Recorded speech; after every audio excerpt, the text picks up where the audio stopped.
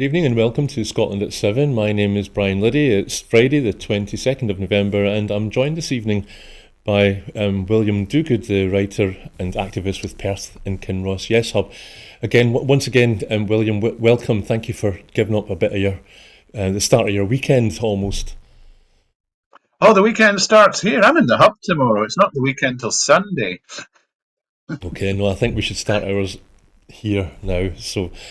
At Ukraine Update, today is the 1003rd day in the Ukraine war. Russia has fired an experimental ballistic missile at the central Ukrainian city of Dnipro in response to the US and UK allowing Kyiv to strike Russian territory with advanced Western weapons in a further escalation of the 33-month-old war. Russian President Vladimir Putin said in an unannounced televised address to the nation that Moscow struck a Ukrainian military facility on Thursday with a new ballistic missile known as Orezhnik, the Hazel, and warned that more could follow. He said in an apparent threat to the US and the UK that Moscow had the right to strike Western countries that provided Kyiv with weapons used against Russian targets.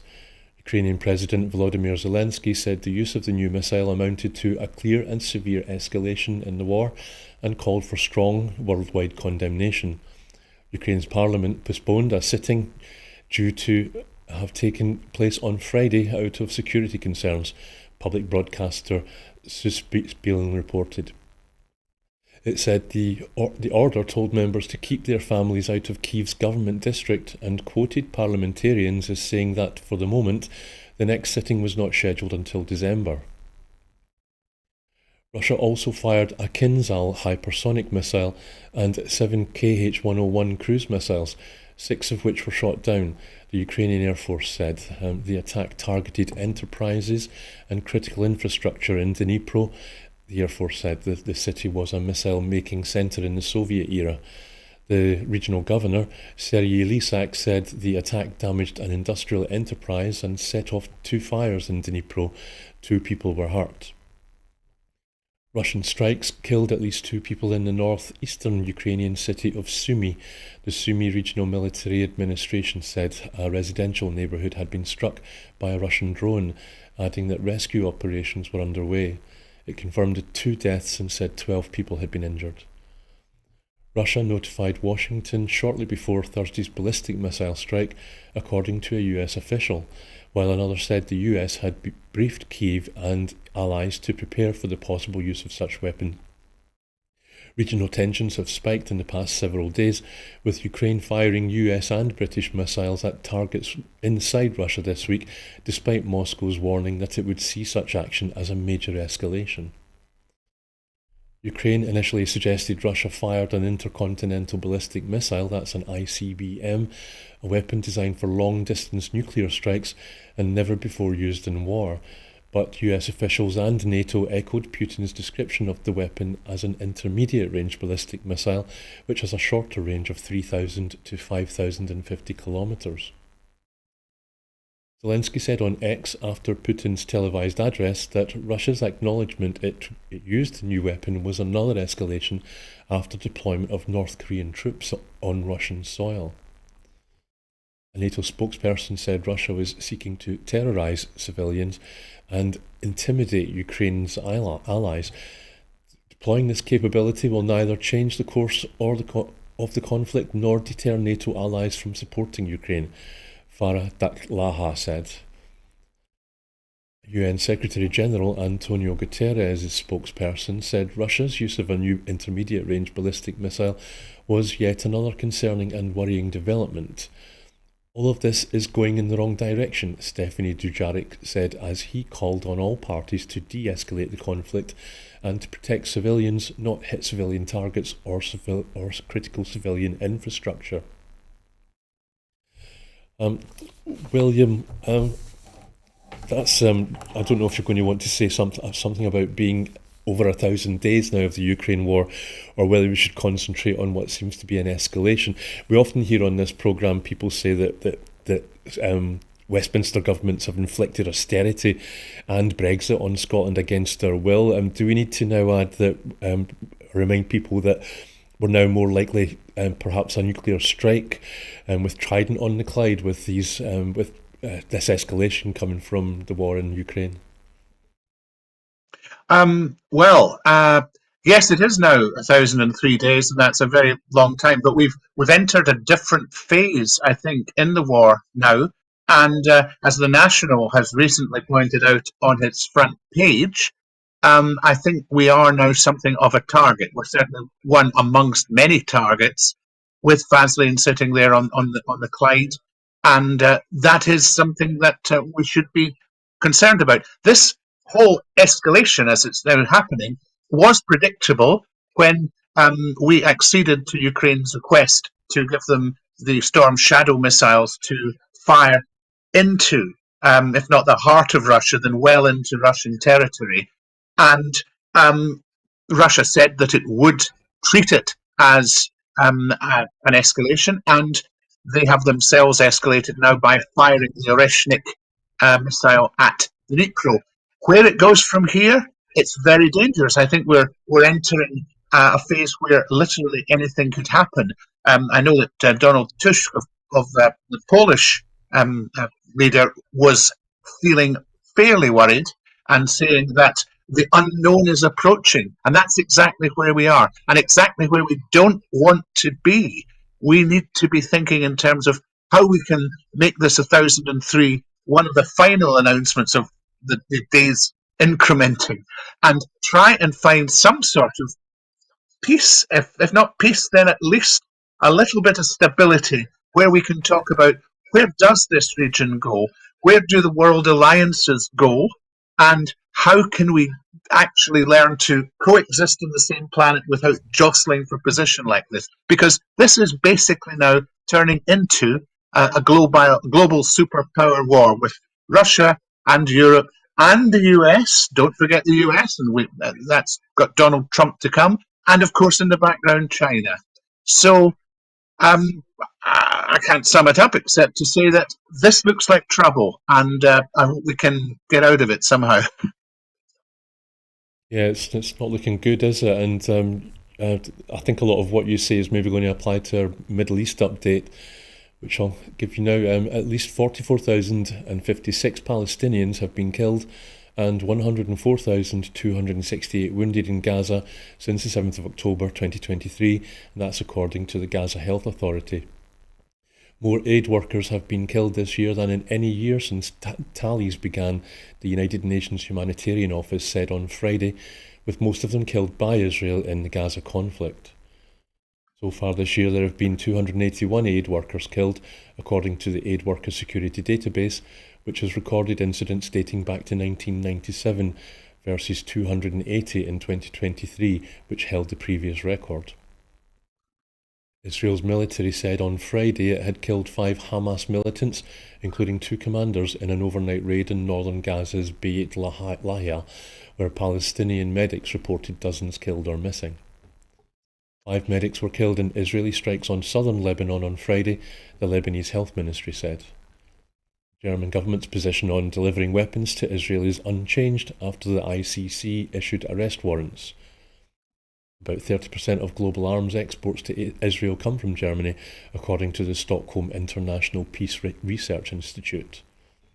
A humanitarian disaster in Gaza is being deepened by a total breakdown in law and order, and the conflict between Israel and Hamas is rendering the territory uninhabitable, a senior official of the main UN aid agency there, UNRWA, said on Friday. Israeli authorities will stop holding Jewish settlers in the occupied West Bank under administrative detention or incarceration without trial, the Defence Ministry announced on Friday. The US have said they fundamentally reject the International Criminal Court's arrest warrants for senior Israel officials and said the court does not have jurisdiction over the matter. Netanyahu thanks Orban for moral clarity over his invite to Hungary visit after the ICC arrest warrants. William, I don't know if you're going to highlight anything specific there, but for me, Netanyahu's arrest warrants over the ICC, I heard someone describe Keir Starmer's statement as a non-statement as regarding that, or Starmer's non-statement. But I'll hand over to you. What would you like to highlight? Well, the International Criminal Court arrest warrants are the main story for me for the region today, and the differing reactions to it. Um, the UK government has been very, very cagey. Yvette Cooper this morning on television was not giving anything away. Um, and the non-statement, as you call it, I think that's a good description of Keir Starmer, was saying we'll keep the obligations that we agreed to. And we're not saying anything specific because we're not discussing hypotheticals, which sounds like to me the sort of weasel words that one hears from government, and one can imagine they'll find a way around it. If Netanyahu were to pitch up in the UK, I think you would be amazed how he somehow didn't get arrested.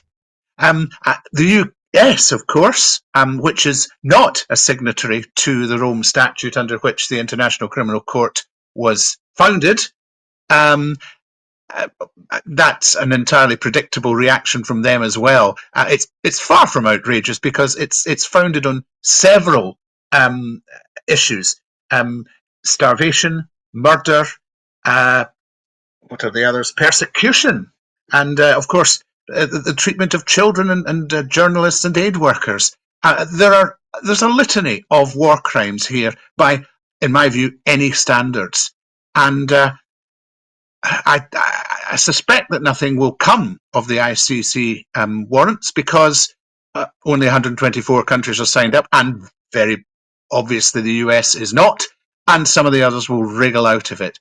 But I think it might just begin to impact on some of the people that are hearing news about all of this going on, who hitherto have bought into the media spin that we're hearing, that maybe there is a wee bit more to what's going on here than just Israel defending itself, and that's perfectly reasonable. Thank you very much. So let's see what happens next.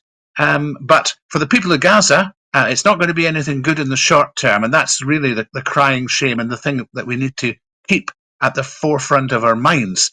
And unfortunately, I don't see an end to that anytime soon. Yeah, time really is running against us or working against us tonight, William. But I think when you used the word outrageous in relation to an American response, that was Biden, wasn't it? He said that he thought it was outrageous that these arrest warrants had been announced by the ICC against Netanyahu. At least it's not a non-statement. We know exactly what Biden thinks there. But very true. Yeah, but we'd best move on. The average annual energy bill in England, Scotland and Wales will increase to £1,738 from January, heaping further pressure on household finances as the price cap rises by 1.2%. The energy regulator Ofgem said its quarterly cap would go up by £21 a year, or about £1.75 a month, for a typical household's gas and electricity use. The increase for the January to March cap comes on top of a 10% rise for the October-December period, when it was £1,717 a year. As temperatures drop this winter, consumers also face a squeeze from rising mortgage costs and higher inflation, as well as threatened price rises by retailers as a result of changes made in last month's budget. The price cap is set every 3 months by Ofgem, the regulator that covers Great Britain, and is the maximum suppliers can charge their 26 million household customers for each unit of gas and electricity. Millions of pensioners will no longer receive the winter fuel allowance this year after the Labour government decided to means test the benefit. Modelling released by the Department for Work and Pensions on Monday estimated that the change would push 50,000 more pensioners into relative poverty next year and an additional 50,000 by the end of the decade. Responding to the increase, the SNP said that the Labour Party's broken promises on energy bills will hit households with an extra £470. Last month, Labour Party MPs blocked an SNP amendment to the GB energy bill, which would have forced the UK government to reduce energy bills by £300. The Labour Party also blocked another SNP amendment that would have forced the UK government to regularly update Parliament on the progress it was making on lowering energy bills. The SNP said a pensioner who received the £200 to £300 winter fuel payment and the £300 pensioner cost of living payment last year will be up to £600 worse off this winter after the Labour Party abolished both payments for the overwhelming majority of pensioners, including around 900,000 Scottish pensioners. The Westminster Energy spokesperson, Dave Duguid MP, said after a week of freezing temperatures across Scotland, households are waking up this morning to the chilling news that energy bills are rising again under a Westminster Labour government. He continued, having cynically promised to cut energy bills by £300 to win votes during the general election, this morning's announcement by Ofgem confirms that the Labour Party's broken promises on energy bills will hit households with an extra £470. It's no wonder the Labour Party's poll ratings have plummeted so quickly when they have already broken so many promises and left millions of households worse off. William, the UK budget. Am I in the right place? Yeah, this UK budget. It was supposed to repair the economy, if I remember rightly, wasn't it? And Professor John Curtis, I'll maybe just. I'd like to bring in. This is going to bring Anna Sarwar's chance of winning, becoming First Minister in 2026 even less likely, isn't it? Labour's going to continue to fall in the polls. Well, you're talking about the Herald Politician of the Year, Anna Sarwar. It's not going to help, although there's a long, long way to go to 2026. But the disconnect between what was promised before the election and what we're seeing now is stark, and it's falling on the shoulders of not perhaps the absolute poorest, but some pensioners who previously would have been much, much better off and are now looking at, I think, a fairly bleak winter, and particularly in Scotland, where prices tend to be higher anyway. But not only that, weather tends to be colder. However much snow there's been in England in the last few days, when we get into January and February, Scotland will be taking over the particular role of the collector of snow, and it's not going to be pleasant. And we are going to find people having the choice between heating and eating, I suspect. 50,000 put into relative poverty. And relative poverty, of course, it may not be absolute poverty, but it's just as pernicious because it's stressful. Every day is a struggle just to keep holding things together. And then you get hit with something else, like suddenly the temperatures are down to freezing or another storm hits. So, yes, the economy that Labour said they were going to repair looks a long, long way from being repaired. And maybe at the moment, the cure is tending to look like killing the patient, which is not a great look. Yeah, and in the piece there, it spoke about the changes or the amendments that were suggested by the SNP in Westminster. And of course, they're just going to be totally ignored now that they're no longer the third biggest party. Do you think has that got part of the mix? Basically, suggesting these changes by the SNP, they hope that people hear about it and that it helps their prospects in Scotland. That's the only hope they can have because, as you say, they're going to be ignored in parliamentary terms. They were ignored most of the time when they had 56 MPs. With 9, no chance. And thanks, William. We really do need to move on, but just to mention that Labour won 3 by-elections here in Glasgow this week: Drumchapel, Anniesland and Maryhill, all in the northeast wards. And of course, Labour's citing that as a victory. But Professor Curtis said they might have won, but their vote is down. But I don't know if you want to comment on that or whether we should save time and move on. Well, I'll very quickly say that the by-elections are not going well for the SNP, and they appear to be going relatively well for Labour, but the turnouts in these by-elections invariably is so low that you can't make any firm judgment. As I say, there's a long way to go to 2026. And as you say, Anna Sarwar, Politician of the Year in Scotland, and Ian Murray. According to the Herald. I mean, I don't usually cite the Herald, and I don't trust them. Oops, didn't mean to say that.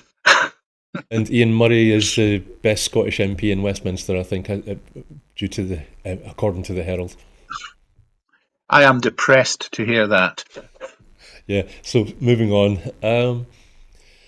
Labour's first budget in 14 years has been given the thumbs down by private sector businesses as it was blamed for the end to a 12-month run of expansion and a fall in retail sales. Many businesses said the first fall in business activity in November since the same month last year was a result of tax rises announced by the Chancellor Rachel Reeves, while official figures showed retail sales had dropped in October, the first month of the golden quarter for retailers that includes the Christmas rush. Manufacturers registered a solid decline in new work, and the rate of contraction accelerated to the fastest since February, according to a closely watched survey by S&P Global Market Intelligence. Chris Williamson, the firm's chief business economist, said the contraction in November was only marginal, but reflected deeper concern about the prospects for the year ahead. The S&P, just to be clear, the S&P Global Flash Purchasing Managers Index, the PMI, fell from 51.8 to 49.9 based on polling of company managers this month. Williamson said business optimism has slumped sharply since the general election, dropping further in November to hit the lowest since late 2022. Companies are giving a clear thumbs down to the policies announced in the budget, especially the planned increase in employers' national insurance contributions. Companies blamed weak demand and rising payroll costs for job cuts that could accelerate over the coming months. The gloom in many quarters of the business community came after uncertainty surrounding the budget last month hit sales on the high street and online. The Office for National Statistics, the ONS, said sales volumes fell by 0.7% month-on-month in October and revised down the growth figure for September from 0.3 to just 0.1%. So,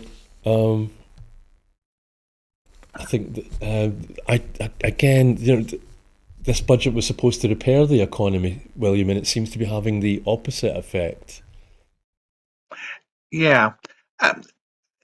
This increase in employers' national insurance contributions, we haven't yet seen the end of, and we haven't seen the full effect of it. And I suspect that there may be other reasons behind the minor contraction in October, because it's a wee bit soon for the budget really to be affecting it. But in terms of business confidence, and in terms of their confidence about maintaining the same levels of employees, it's not going to do any good at all. And of course, people will be watching this and they'll be watching the pennies, because even if they had decent pay rises to compensate them for the inflation in recent months, now a lot of them will be worried about whether they're going to be employed come Christmas time. So of course, they're not going to go out and spend money. And that, of course, then reflects back into business confidence, because they can see that trade is just withering away. So I think there needs to be some sort of boost, because people seem to be getting hit from all angles. We've just spoken about the energy costs. Okay, they didn't go up a huge amount, but nevertheless, they stayed at the relatively high levels with the worst months of the winter to come. Mortgages, as you said, because inflation hasn't quite damped down, the Bank of England is keeping interest rates high.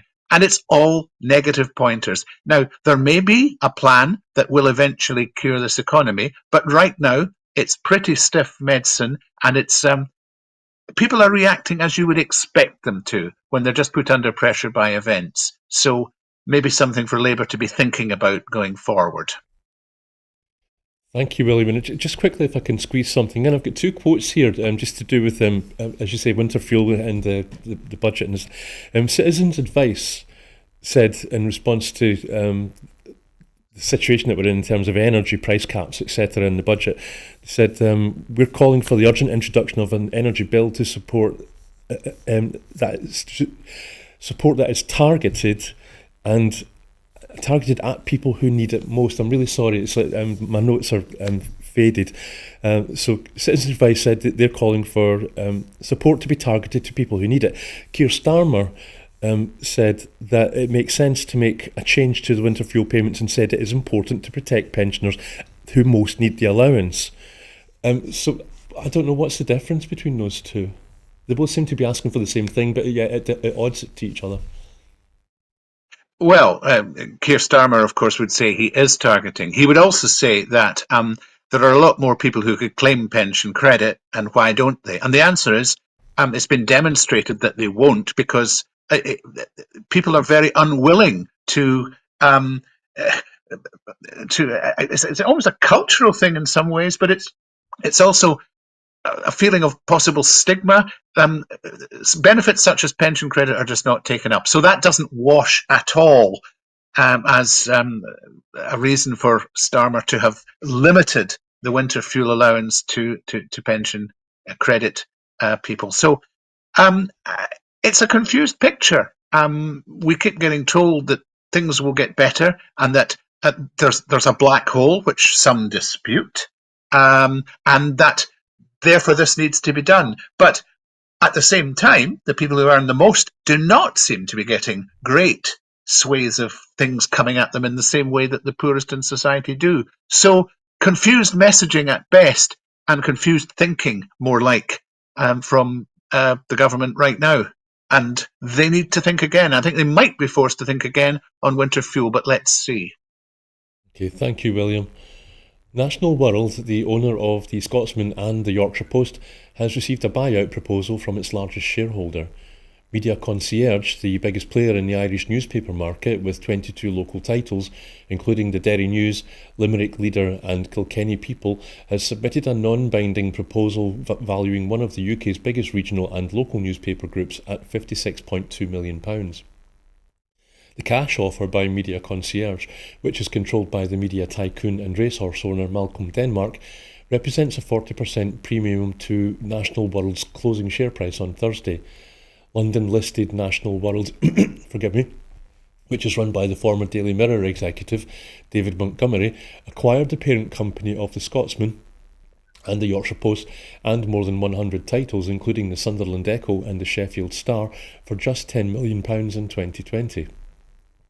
Media Concierge, which owns 28% of National World, said its offer represented a highly attractive and deliverable opportunity for National World shareholders to realise their investment at a substantial premium in cash. Shares in National World surged nearly 30% as investors welcomed the prospect of a potential takeover of the publisher. Under UK takeover rules, Media Concierge now has 28 days to put up or shut up and make a formal offer, although the company has said it is seeking a recommendation from the National World Board to progress further. Media Concierge, which until September held a contract with National World to sell its national advertising, abstained in a vote to re-elect Montgomery at the last shareholder meeting. An abstention, while not a vote against re-election, is usually considered to be a signal of no confidence.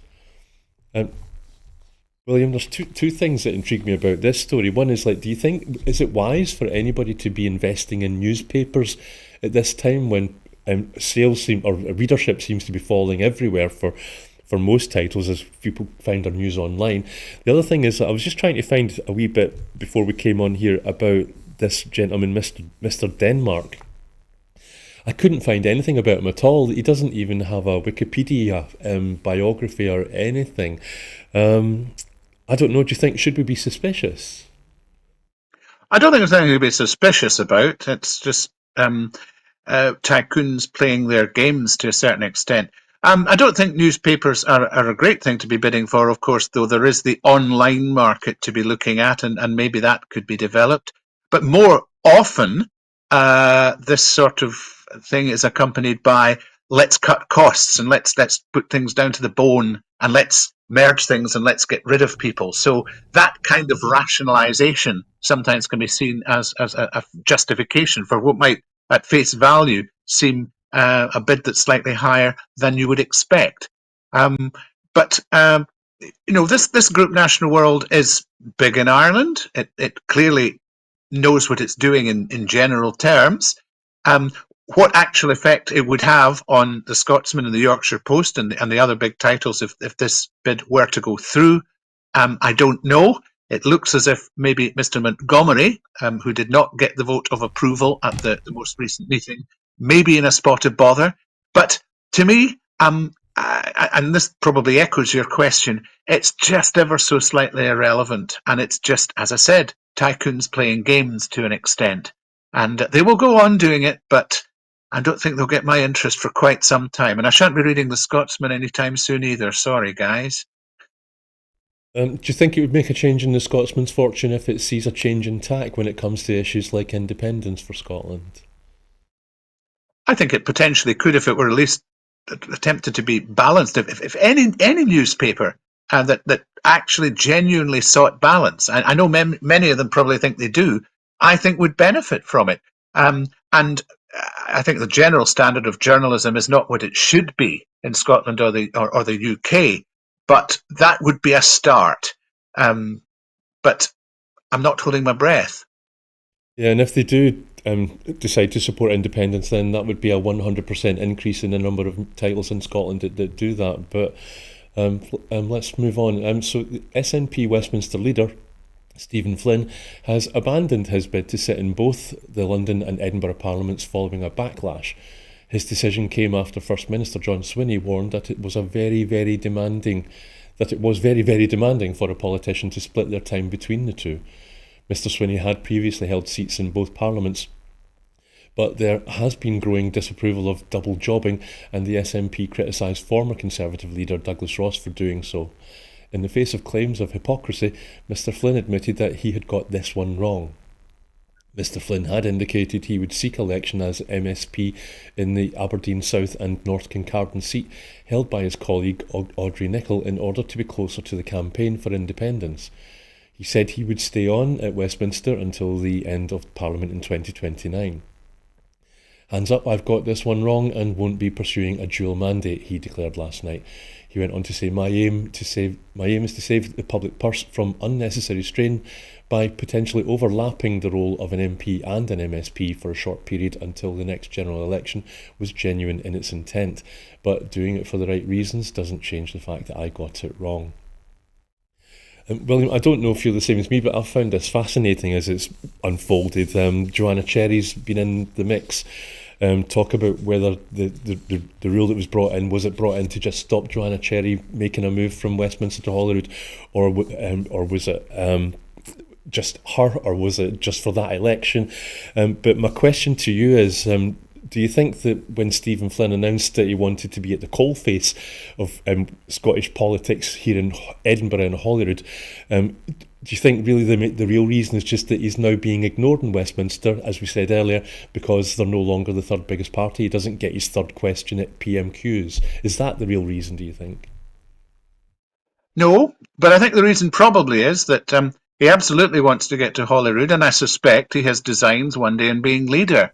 And you can't really, these days, be the leader unless you're at Holyrood. So that, I think, is his primary thing. Now, he hasn't actually, now that he's said, I got it wrong and I'm not going to do it this way, he hasn't said exactly what his intentions are, because there are other things he was planning that didn't look like a particularly good look, not least moving in on the territory of the sitting MSP, who by all accounts is a perfectly good MSP. So it's not yet clear what he will do, and there are various things. What with Joanna Cherry, they said you have to resign your Westminster seat before you stand, which obviously would put anybody off, I think, because that's a huge risk. But equally,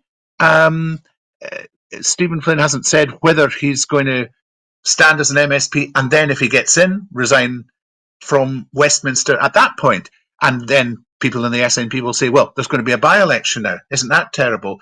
Well, I don't know. If you've just managed to elect somebody to a constituency in Scotland in the Holyrood election, you should surely have some confidence that you'll be able to elect somebody else to Westminster for what's broadly the same seat. So I don't buy that one, and it's not a good reason for what Stephen Flynn was thinking he might do. The interesting thing now will be what happens with the other two who have declared the same thing, Stephen Gettins and Dave Dugan. Dave Dugan is in a constituency quite close to me, and I know he'll be at a constituency association meeting on Sunday, and some of the people at the hub will be there too and may question him on that. If we were to supply you with somebody holding a camera, would you be willing to be interviewed or be filmed interviewing him or asking him? Not at the Constituency Association meeting because I'm not a member. I can't go. Okay. Um, do you think he really never stood a chance? You know, when people started to use words like misogyny when it was in relation to Audrey Nicholl and entitlement, if that's when that starts, those words start to get flung at you, then that's it, isn't it? It's over. Yes, I think so. Actually, he should have probably capitulated somewhat sooner, but there's a matter of pride involved. It was just fascinating that the other two jumped on after that reaction had begun, because it was a decisive reaction, and it was coming from people who were staunch SNP supporters. I've had conversations in the hub with people who are staunch SNP supporters who are horrified by it. So, yeah, I think very early on when that happened, the game was up. Okay, thank you. I'd still like to ask you more questions, but I'd better move on, or I'll be in trouble. Yeah, I'd like to find out what Anna Sarwar and John Swinney maybe think about having Stephen Flynn in Holyrood. I think it's fascinating. So anyway, the next item is developing countries have reacted angrily to an offer of $250 billion a year in finance from the rich world, considerably less than they are demanding, to help them tackle the climate crisis. The offer was contained in the draft text of an agreement published on Friday afternoon at the COP29 Climate Summit in Azerbaijan, where talks are likely to carry on past the 6 p.m. deadline. Juan Carlos Monterrey Gomez, Panama's climate envoy, told journalists, "This is definitely not enough. What we need is at least $5 trillion a year, but what we have asked for is just $1.3 trillion. That is 1% of global GDP. That should not be too much when you're talking about saving the planet we all live on." He said $250 billion divided among all the developing countries in need amounted to very little. It comes to nothing when you've split it. We have bills in the billions to pay after droughts and flooding. What the heck will $250 billion do? It won't put us on a path to 1.5 degrees Celsius, more like 3 degrees Celsius. According to the new text of a deal, developing countries would receive a total of at least $1.3 trillion a year in climate finance by 2035, which is in line with the demands most submitted before this 2-week conference. That would be made up of $250 billion from developed countries, plus other sources of finance, including private investment. Poor nations wanted much more of the headline finance to come directly from rich countries, preferably in the form of grants rather than loans. Civil society groups criticised the offer, variously describing it as a joke, an embarrassment, an insult, and the global north playing poker with people's lives. Mohammed Adaw, a co-founder of PowerShift Africa, a think tank, said, "Our expectations were low, but this is a slap in the face. No developing country will fall for this. It's not clear what kind of trick the presidency is trying to pull. They've already disappointed everyone, but they have now angered and offended the developing world." The $250 billion figure is significantly lower than the $300 billion a year offer that some developed countries were reported to be considering at the talks. The offer from developed countries, funded from their national budgets and overseas aid, is supposed to form the inner core of a layered finance settlement, accompanied by a middle layer of new forms of finance, such as new taxes on fossil fuels and high carbon activities, carbon trading and innovative forms of finance, and an outermost layer of investment from the private sector into projects such as solar and wind farms. These layers would add up to $1.3 trillion a year, which is the amount that economists have calculated is needed in external finance for developing countries to tackle the climate crisis. Many activists have demanded more. Figures of $5 trillion or $7 trillion a year have been put forward by some groups based on the historical responsibilities of developed countries for causing the climate crisis. This latest text is the second from an increasingly embattled COP presidency. Azerbaijan was widely criticised for its draft on Thursday. There will now be further negotiations among countries and possibly a new or several new iterations of this draft text. So, William, the Panamanian diplomat that was quoted there, I heard a different quote from him where he said it felt as if the developing countries wanted the planet to burn, and he was infuriated, he said.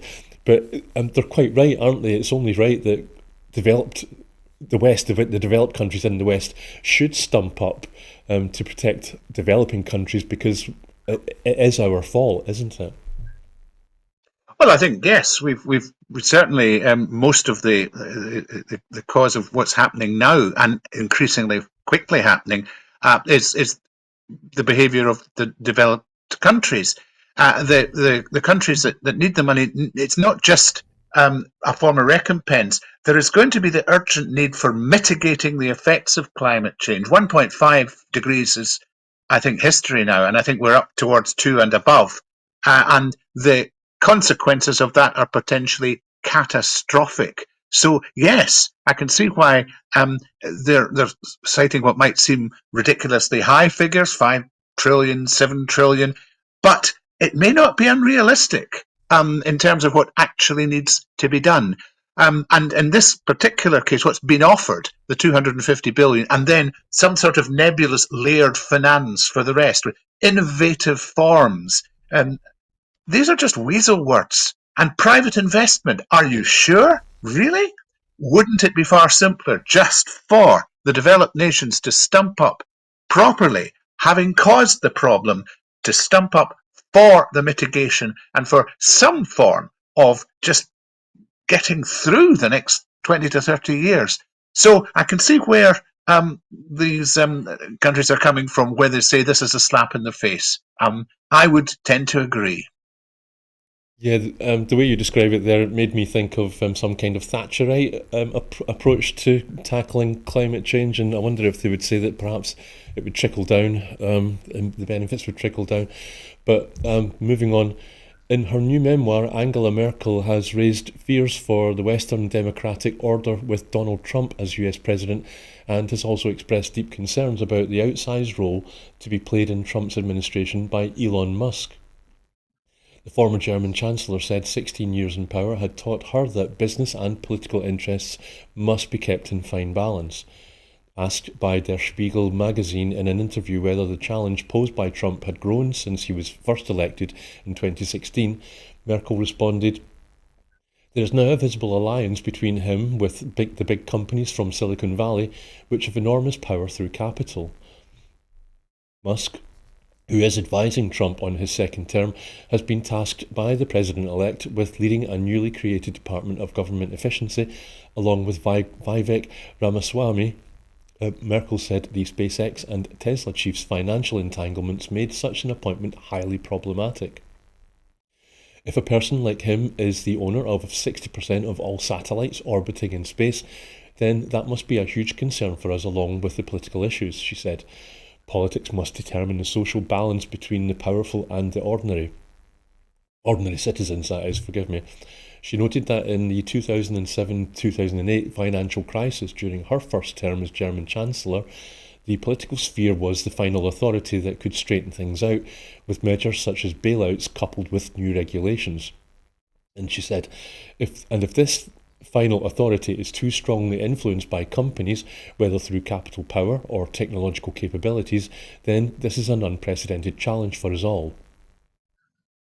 Said Merkel, whose 700-plus page tome will be released on Tuesday. She said one of the benchmarks setting free societies apart was clear checks on corporate power and the sway of the ultra-rich. She said in a democracy, politics is never powerless against companies. Of social media platforms such as Musk's X, Merkel said, "It is important to counterbalance the furore in social media, such as that stirred up by the AfD in this country," referring to the far-right Alternative für Deutschland party, which is now placing second in opinion polls before a 23rd of February snap election. Donald, two thoughts. Angela Merkel's right, isn't she? Elon Musk is clearly, there's a clear conflict of interest there, isn't there? But also, maybe did she say enough to say that also that Trump is the main problem here, as he is the person nominating figures like Musk? Trump is a big problem because he's nominated a ridiculous slate of people for his cabinet, not all of whom are going to make it. One already has dropped out. And it's almost as if he is trying to burn everything to the ground. Musk's Department of Government Efficiency looks particularly threatening in all sorts of areas that ordinary people who voted for Trump thinking that this was going to make America great again, um, those people are going to suffer as a result of this in a big way. And I would suspect that Trump is a problem, but the people behind him, including Musk, are also problems as potential puppet masters for what's about to happen. Because what we're seeing potentially is the greatest and riskiest experiment with an economy, a major world economy that we have ever seen. And it could literally destroy it if folks aren't very careful. And of course, the rich will survive that perfectly well because they're insulated by their wealth, but ordinary people will not. And in terms of conflict of interest, Musk has already had $15 billion of public contracts, Musk's companies, that is. One would expect that it will go up fairly radically during the Trump administration, and that ain't a good thing either. The only saving grace potentially is, can Donald Trump and Elon Musk coexist at the head of government in that way? I think it's almost inevitable with egos that size there'll be some sort of fallout. And okay, that leads us to another uncertain situation, but it'll be, I suppose, good for the popcorn while we're watching the economy burn. Yes, and I was saying this the other night, asking somebody, don't you think that both men are kind of, they're odd? There's something strange about them, which seems to me that any relationship that they are going to have, any working relationship, is a good chance it's going to be dysfunctional. But thinking about time being against us again, with over 2 million flu and COVID-19 vaccinations administered so far this winter, Public Health Scotland, or PHS, is encouraging those that have not yet received their free winter flu and COVID-19 vaccines to get vaccinated as soon as possible.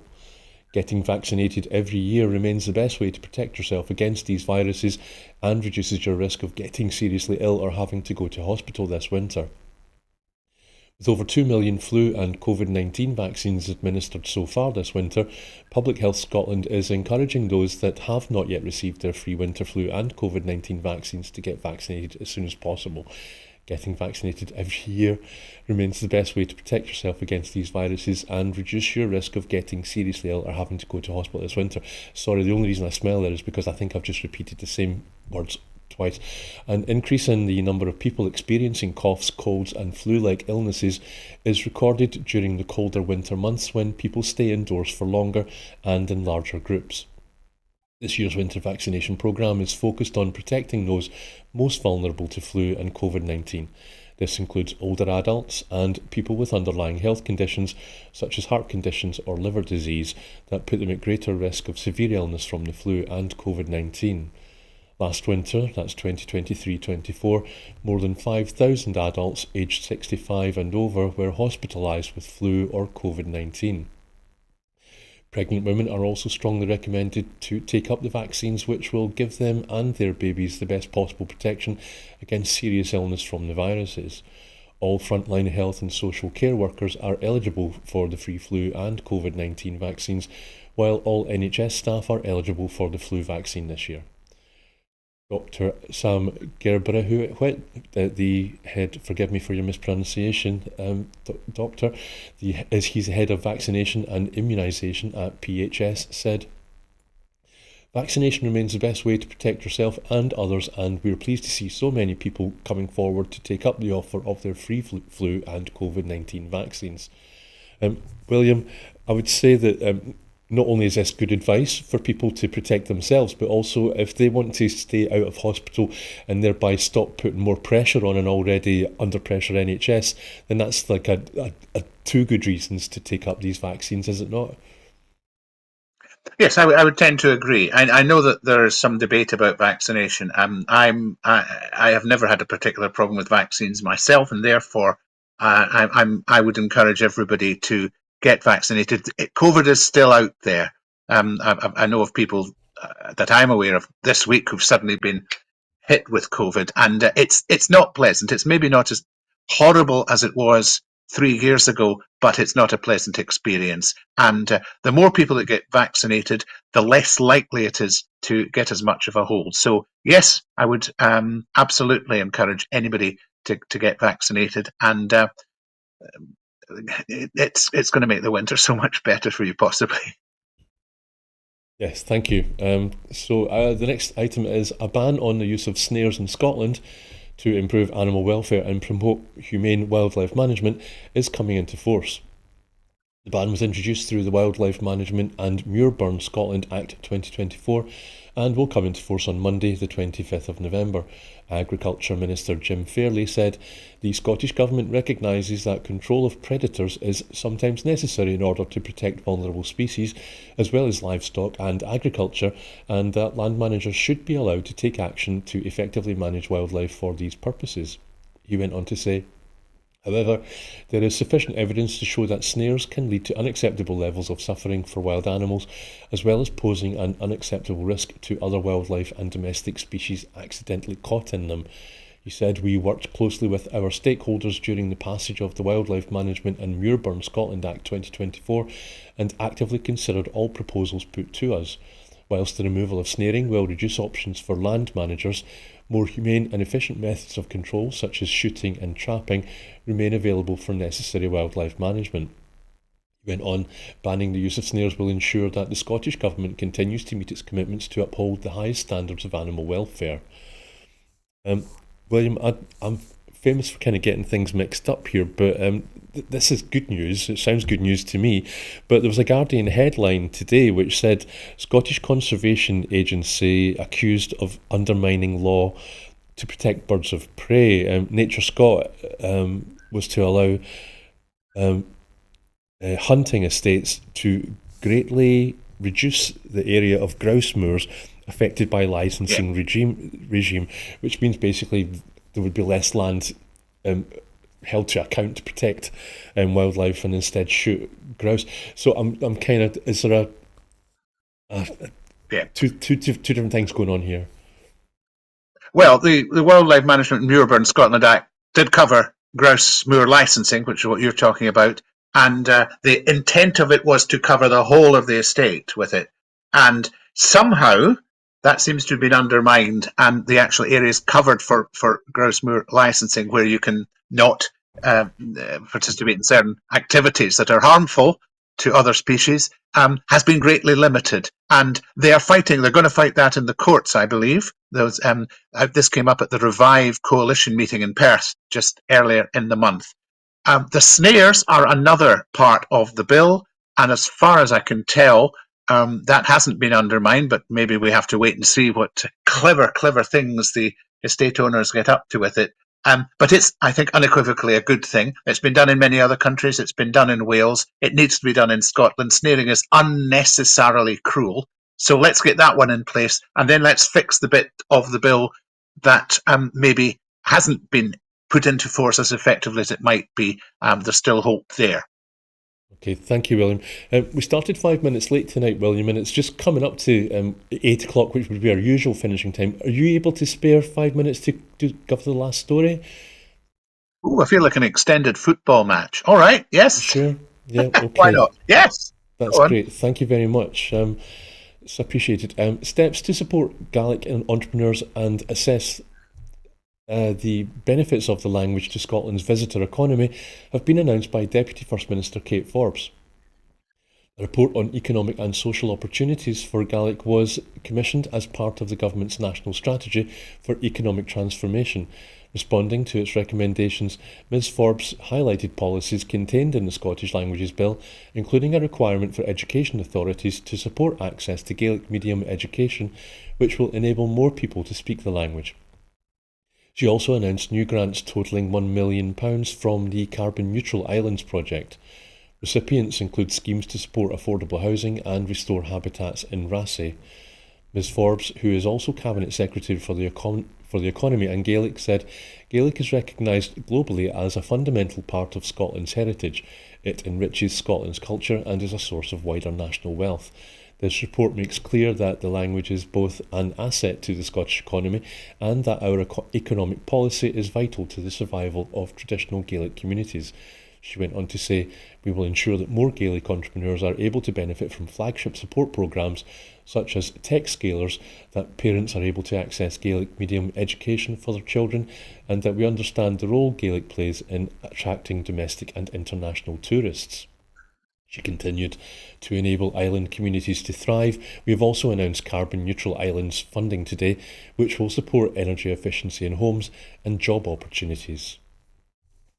Um, William, it's interesting, or it's good to see the language being combined with talk about not just protecting heritage in the Highlands and Islands, but also the economy, tourism, and making us more appealing for investment. Do you think? Yeah, I think I think it's a good thing if you can make the case that it isn't just a cultural thing, although that's very important, but that it also makes business sense and encourages tourism, and that would be one of the main ways in which it does that. Then, in whatever way it does, and this is quite a small way, I suspect, as so many of the things that the Scottish government does, but it's worthwhile because it just pushes things forward that little bit. And I think our island and highland communities have been through the mill a little bit in recent months with transportation difficulties, with weather difficulties, and all sorts. And they need some good news, and this is good news. So I'm all for this, and more please when the money's available. And also, Holyrood's often accused of being central belt centric, so this goes a small way to addressing that, does it not? Yes, absolutely. And Kate Forbes, of course, is very much a champion of the Highlands and Islands, and it's one of the reasons it's good to have her there. I know she has her critics, but certainly that's something that she certainly is a specialist in. So, yeah, absolutely. Okay, that's great. Thank you, William, for letting us include that last story. We really appreciate it. Before we go, we just want to remind you that here at Broadcasting Scotland, we depend on the generosity of our supporters. To everyone who has donated and to everyone who has signed up to make a regular monthly payment, we thank you very much. We set our current fundraising target in April, hoping to reach £36,000 by the end of the year. It's now November and we've raised £17,500, which we really appreciate. However, to pay our bills and to survive, we need to raise £12,000 more to get us back on target. We face costs of over £4,000 every month, but we receive donations of around £2,500, which, as I said, we've gratefully received. But we need more regular subscribers if we're going to clear our debts. We're at crisis point and really need to increase our donations to be able to pay our bills and survive. You know that our programmes will always be free to view. However, if you can afford even £5 a month, please consider becoming a Broadcasting Scotland supporter. Please donate whatever you can afford. But once again, our great thanks to William Duguid. Thank you, William, once again. Thank you. You're welcome. And thank you to the people at home for watching. So goodbye and see you next week.